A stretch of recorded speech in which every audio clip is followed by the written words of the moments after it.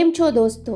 2022માં ફક્ત મહિલાઓ માટે અને 2023માં 3 એક્કા જેવી 2 બ્લોકબસ્ટર ફિલ્મો બાદ નિર્માતા આનંદ પંડિત અને વૈશલ શાહે તેમની આગામી ગુજરાતી ફિલ્મ ફક્ત પુરુષો માટેની જાહેરાત કરી છે.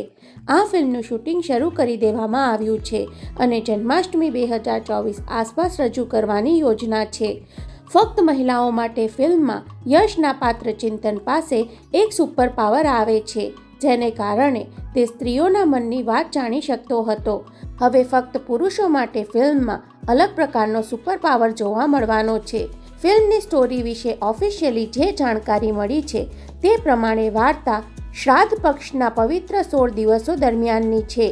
યશ અને એશા જે બાળપણના મિત્રો છે તેમના લગ્ન થઈ ગયા છે, જે યશના પપ્પા એટલે કે દર્શન જરીવાલાને પસંદ નથી. હવે વાર્તામાં મોટો ટ્વિસ્ટ એ આવે છે કે દર્શનભાઈ મૃત્યુ પામેલા છે, તો તેઓ કઈ રીતે આ લગ્ન તોડાવશે?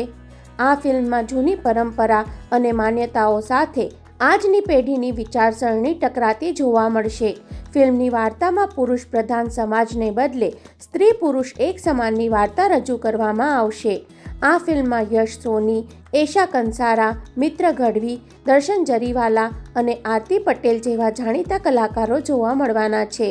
અને સાથે એવું પણ જાણવા મળ્યું છે કે જે રીતે ફક્ત મહિલાઓ માટે ફિલ્મમાં અમિતાભ બચ્ચનનો કિમિયો જોવા મળેલો, તેવી જ રીતે આ ફિલ્મમાં પણ એક સરપ્રાઇઝ કિમિયો જોવા મળશે. ફિલ્મના રાઇટર ડિરેક્ટર છે જય બોડાસ અને પાર્થ ત્રિવેદી. બસ તો રાહ જોઈએ જન્માષ્ટમી 2024 સુધી, કેમ કે આ ફિલ્મ બધા રેકોર્ડ તોડવા આવી રહી છે. આવી જ અવનવી માહિતી જાણવા હંમેશા જોડાયેલા રહો ફિલ્મ રિવ્યૂ ગુજરાતી સાથે. જય જય ગરવી ગુજરાત.